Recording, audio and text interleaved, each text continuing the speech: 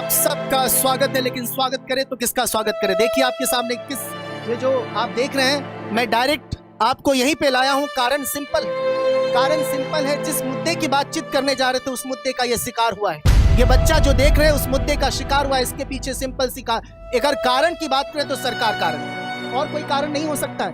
केवल और केवल इस व्यक्ति का चार भाइयों में सबसे छोटा अर्थात चौथे नंबर का था। पढ़ने में होनहार, इसके माता पिता, इनके आसपास के समाज के लोग कहते हैं कि पढ़ने में होनहार, विद्वान व्यक्ति था, और एनटीपीसी की परीक्षा के से नाखुश होकर इसे जहर खाना पड़ा। तो ऐसी स्थिति देखने को मिल रही है। विद्यार्थी जहर खा रहे हैं, तो आप मुझे बताइए कि भविष्य का निर्माण कैसे होगा। एक सरकारी नौकरी, आप सब जानते हैं कि सरकारी नौकरी भारत में 3% के करीब सरकारी नौकरी है। 3% के करीब। उन 3% में एक बालक जो एनटीपीसी की परीक्षा से पूरे देश के जितने भी विद्यार्थी, जितने भी हर एक, चाहे छात्र या छात्राएं, सब नाखुश हैं। सिंपल सा कारण है कि गवर्नमेंट ने जो चीजें बताई थी, 1.2 करोड़ तकरीबन बोला जाए तो हम कह सकते हैं आमतौर पे 1.5 करोड़ के करीब विद्यार्थी परीक्षा देते हैं। उसके बाद 1 स्टूडेंट 1 रिजल्ट की बात आती है, तो उसमें भी अलग ही मामला चल रहा है कि स्टूडेंट पे एक रिजल्ट, मतलब हैरत वाली बात है। मतलब हैरत में है कि एक विद्यार्थी पे एक रिजल्ट, ये तो स्वाभाविक है, लेकिन एक विद्यार्थी पे अनेकों रिजल्ट आने का क्या मतलब है। उसके साथ साथ जब कहते हैं कितने गुने रिजल्ट की देंगे, उनमें मिनिमम आप कर देते हैं, तो विद्यार्थी जो क्वालिफाई होने की हर संभव संभावनाएं थी, उसमें से विद्यार्थी अगर क्वालिफाई योग्य नहीं होता है तो फिर क्या होगा, फिर क्या रिजल्ट का फायदा है। अगर इसी तरह मौतें होते रहेंगी, और ये आज की पहली घटना नहीं है, ऐसे पहले भी घटनाएं हो चुकी, तो सरकार जिम्मेदार है। इसलिए सरकार से क्या करूं, निवेदन करूं, आग्रह करूं, पहले भी कर चुके, कुछ नहीं कहा जा सकता है। कुल मिला के मतलब वही बात है, शर्मनाक बात है। मैं क्या बोलूं, एक ही शब्द है, disgusting. The government is disgusting.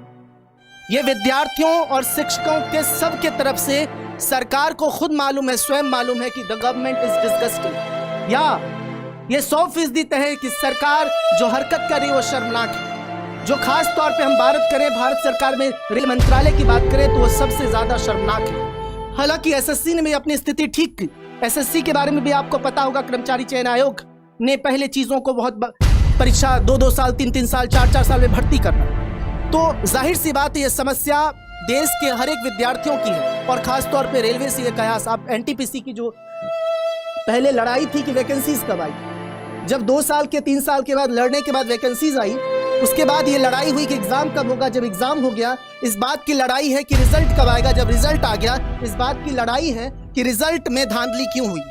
मतलब हर एक पल पे लड़ाई है। तो आप क्या कहते हैं सर, ये जो लड़ाई है, क्या हर एक चरण में लड़ाई होती जाएगी, या जिस प्रकार से संघ लोक सेवा आयोग एग्जाम करवाता है, UPSC, union public service commission, कम से कम मुझे लगता है कि भारतवर्ष में एक ही आयोग है जो एग्जाम अपने समयानुसार लेती है। और कोरोना में भी ये सब जितने आयोग हैं सब कोरोना का हवाला देंगे, चाहे वो केंद्र सरकार के आयोग, एसएससी की बात करें, कर्मचारी चयन आयोग, साथ ही साथ या किसी अन्य, अगर आप बी लगा देते तो बिहार एसएससी की बात करें, हरियाणा एसएससी की बात करें, अलग अलग मध्य प्रदेश एसएससी या अलग अलग राज्यों के एसएससी की बात करें, तो उसमें कहीं ना कहीं रो रहा है। लेकिन अगर आप एक ही आयोग है पूरे भारतवर्ष में जो ठीक ठाक से ढंग से एग्जाम करवाती है और फेयर एग्जाम करके कैंडिडेट को सेलेक्ट करती है, चाहे कोरोना हो, ये सब हवाला, जितने आयोग है सब हवाला देते कोरोना है।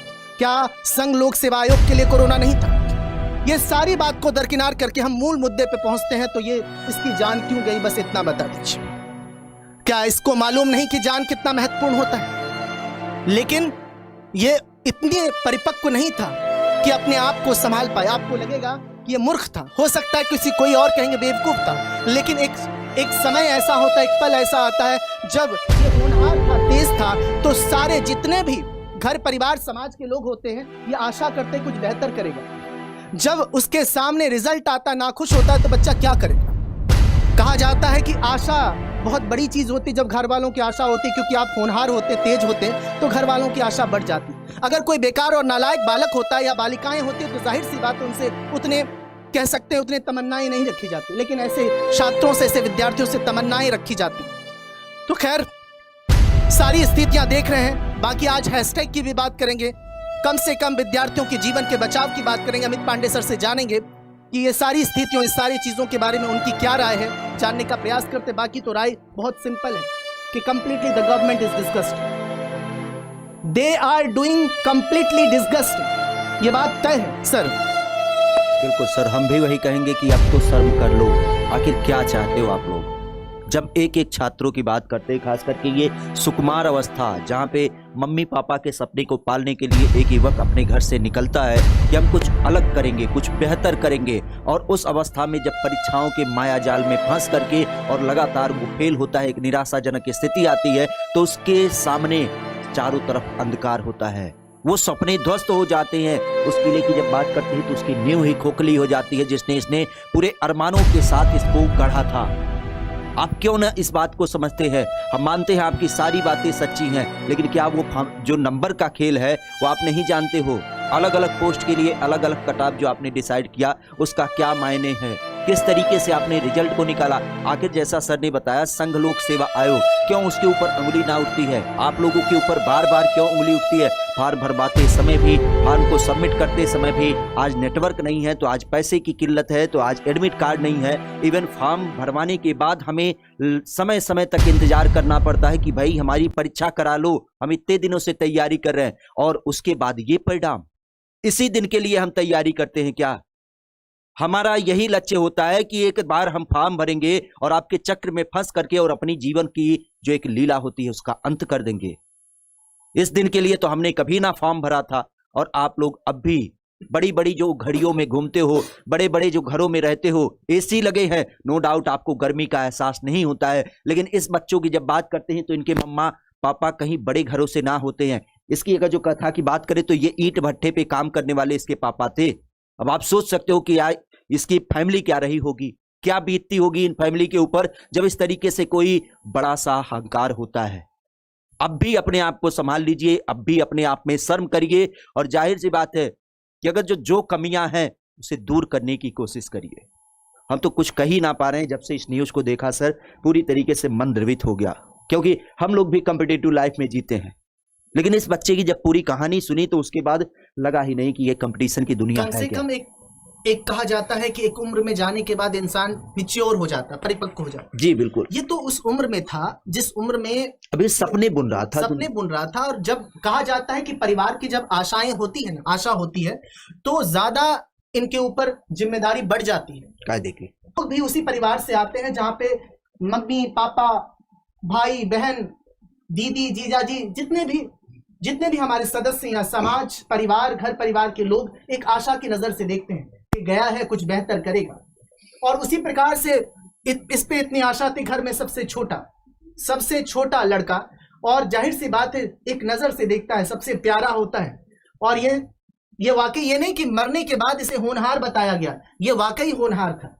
और जब इंसान को इस बात का इल्म होता है कि मैं तेज हूँ, ठीक हूँ, मैं पढ़ने में एक्टिव हूँ, और उसके रिजल्ट के साथ इस तरह से जब चीजें दिखाई जाती है, होता है, तो जाहिर सी बात है उसके उस पल की बात, उस पल में देखिए क्या हो रहा होगा, उसके साथ कैसी घटनाएं हो रही होंगी, कैसी चीजें घटित हो रही उस समय, उस माइक्रो सेकेंड्स की बात करें, उस सेकेंड में जो आप कहेंगे कि ये हो सकता है, अलग अलग सवाल करेंगे तो, लेकिन मैं इतना कहूंगा कि सरकार जिम्मेदार है। अगर रिजल्ट खराब है ना, रिजल्ट बेकार तो है, सरकार इस बात से तो इत्तेफाक रखती है, हम सभी इत्तेफाक तो रखते हैं। सरकार किससे बनी है? By the people, for the people, of the people, जनता का, जनता के लिए और जनता के द्वारा। जब यहाँ पे इतने सारे छात्र छात्राएं, विद्यार्थी जब कह रहे हैं कि रिजल्ट खराब है, जब सब कुछ समक्ष है, सामने है कि जितने घोषणा की गई थी, जितने गुने की उतने गुने रिजल्ट नहीं आया, तो जाहिर सी बात है जो सरकार को मालूम है, फिर भी सरकार कहती कि नहीं सब कुछ ठीक है, तो ठीक है, इसी तरह से हत्याएं करते रहिए, मरने दीजिए, लेकिन कोई रक्षा नहीं करना है आपको, कोई सुरक्षा नहीं देनी है तो मत दीजिए। फिर वही बात आती है कि हर चीज के लिए सरकार जिम्मेदार होगा क्या? मैं मर जाऊं तो सरकार? हाँ बिल्कुल सरकार जिम्मेदार है, हर चीज के लिए सरकार जिम्मेदार है। अगर आप शांतिपूर्वक रह रहे हैं तो यह सरकार को श्रेय जाता है कि सरकार शांति बनाई रखी। अगर कोलाहल से, अगर यहाँ पे सब लड़ाई करते हैं कुत्ते बिल्ली की तरह, अगर कोई लड़ाई कर रहा है तो जाहिर सी बात है उसके लिए भी सरकार जिम्मेदार है। सरकार तो हर एक इकाई में है ना, चाहे गांव से लेके एक, अगर हम बात करें पंचायत से लेके कहीं भी, किसी भी स्तर, एक छोटे शहर से लेके जिला की बात करें, या जिला से लेके राज्य की बात करें, राज्य से लेके देश की बात करें, हर जगह तो सरकार अपने इकाई को रख दी है ना, हर एक स्तर पे तो सरकार है ना। तो सरकार जरूरी थोड़ी कि सरकार केंद्र में हर एक स्तर पे सरकार है, और यहाँ पे तो सारा रिश्ता केंद्र से। भारतीय रेल तो केंद्र की सरकार की द्वारा संचालित है ना, तो जाहिर सी बात है सरकार जिम्मेदार है। ऐसी मौतें एक नहीं अनेकों मौतें हुई थी और हो रही, और आज 21वीं शताब्दी में भी यही चीजें घटित होंगी, तो फिर क्या बोलेंगे? हम किस युग में जी रहे हैं?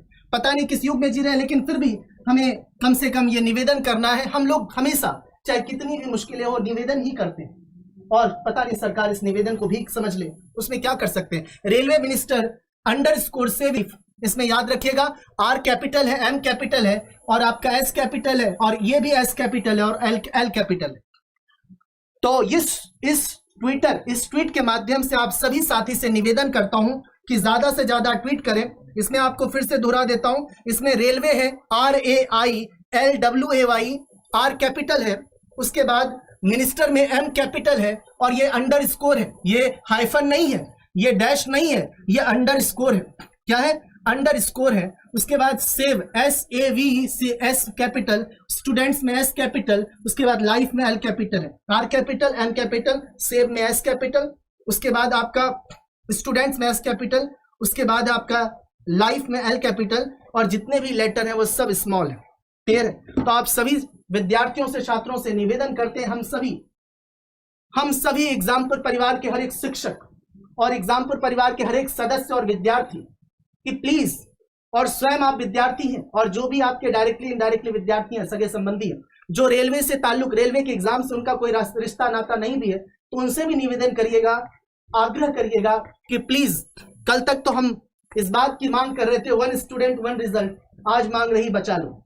मतलब बात वही आ गई कि इतने शिकंजे, इतने गुलामी के शिकंजे में रख दो विद्यार्थी को, तो बस वही है, खाना पीना भी उनके लिए आजादी हो जाती। सेम बात है ना सर? क्या बोला जाए? आज हम लोग मांग कर रहे हैं कि बचाओ, जान बचा लो। तो कह रहे हैं सर कुछ निकल ही ना रहा है अंदर से, अलग से आवाज ना निकल रही है। जिस घटना को हमने सुना है तब से पूरी तरीके से मन द्रवित है कि बताइए, हम रिजल्ट नौकरी के लिए इनसे डिमांड करते हैं, अब आज ये स्थिति आ गई है कि हम अपने जीवन की भीख मांग रहे हैं कि बचा लो उन बच्चों को जिन लोगों ने इस माया जाल में अपने आप को फंसा लिया है। तो खास करके आज आप लोगों से विनम्र आग्रह होगा कि ट्विटर, जो कि आपका एक माध्यम है, उसी ट्विटर के माध्यम से आज तक हमने बड़े बड़े काम कराए हैं, तो उसी माध्यम से आज हम पुनः एक बार रेलवे मिनिस्टर को जगाने की कोशिश करेंगे इस हैशटैग के माध्यम से, hashtag railway minister save students life. इसको ज्यादा से ज्यादा ट्वीट करिए। ये ट्विटर कैंपेन आज से ही आपका 11 बजे से चालू है, और हमारा भी ये टारगेट है कि कम से कम आपके 15 लाख, अर्थात कह सकते हो 1.5 करोड़ ट्वीट आपके हो जाने चाहिए, जिससे जाहिर सी बात है जब ये ट्वीट आपके ट्रेंड वगैरह करते हैं तो वो लोग क्या करते हैं, इन बातों को सुनते भी हैं। तो इस कारण से यहाँ पे हम आपसे जोर जबरदस्ती कोई दबाव नहीं देंगे। एक स्टूडेंट हम भी हैं, एक स्टूडेंट आप भी हैं, तो इस नाते से हम खास करके उन स्टूडेंट के लाइफ की बात करेंगे जो इस तरीके से गतिविधियों में संलिप्त हैं। क्योंकि आप भी जानते हैं, एक बार मन द्रवित हो जाता है भाई रिजल्ट देखने के बाद। हमने बहुत सारे अरमान लगाए होते हैं इन रिजल्ट के ऊपर, लेकिन इस तरीके से जब कोई रिजल्ट मिलता है तो उसके बाद सारा हमारा जो अगला नजरिया होता है वो शून्य हो जाता है। तो इस कारण से उन स्टूडेंट के लिए, अपने भाई बंधुओं के लिए और खुद